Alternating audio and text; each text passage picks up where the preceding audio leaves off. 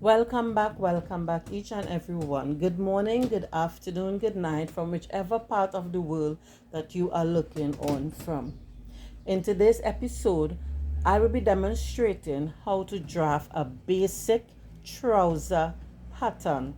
This pattern can be used for any size person from petite to plus size. Without much ado, we shall get straight ahead into the video. The measurements that we'll be using for today's video is our waist circumference, our hip circumference, our hip depth, our crotch depth, the outseam or the full length of our pants, the inseam, that is from the crotch, inner crotch to the length of your pants, your knee circumference, and your ankle circumference. So off camera, I went ahead and I inputted my basic guidelines. I'll explain. Always square your fabric or your paper before drafting your pattern. Most of the times, the paper or the fabric isn't cut straight. After squaring my pattern paper, from the top I measured 1 inch down. From the sides, I measured 1.5 inch in, and I formed that guideline. Next, from the top of the paper at the corner here, this is always going to be our starting point.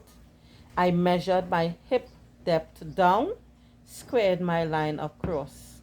Again, from the top, I measured my crotch depth down, squared my line across. From the top straight down was the full length of my pant, squared my line across. To get our knee line, what I did is the distance between the crotch line and your ankle line. That's the full length of the pants. You find half of that distance. Then from that measurement, you come in 2 inches up. You square your line across. That will be for an adult, right? An adult who is tall. Now, there are some adults who is short. Even a child, from that midpoint of the crotch and the ankle distance, you will come up 1.5 inch. Okay, next, I went ahead and I find quarter of my hip circumference plus a 1/4 inch or 1/2 inch for ease, and from this corner here I plotted that measurement out. I also put that measurement on the crotch line from the corner here out. I squared those both lines up, forming a box. That's what this red line is about.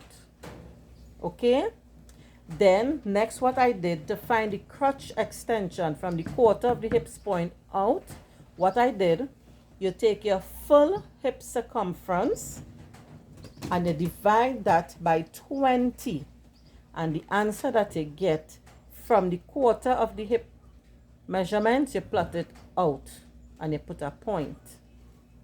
Okay, nice. On the waistline, you're going to come in 1/2 inch and you plot that point there. You're going to use your French curve, line it up on your crotch line. Let me demonstrate. This is your French curve. Remember, the red line is the guided line. You're lining up your French curve on the crotch line and on this red line.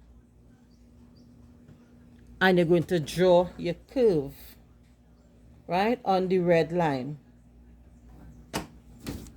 Next, what you are going to do is from this 1/2 inch point at the waist where I told you to come in, you're going to connect in a straight line, straight back down to your hip line. Okay? Next, what we are going to do, from this line here, we are not using the red line anymore. From this center front line, that is what we call here the center front. So I will just label CF. Label all your lines so you would not confuse yourself. From this center front line, we're going to measure quarter of your waist circumference back towards the side. Okay?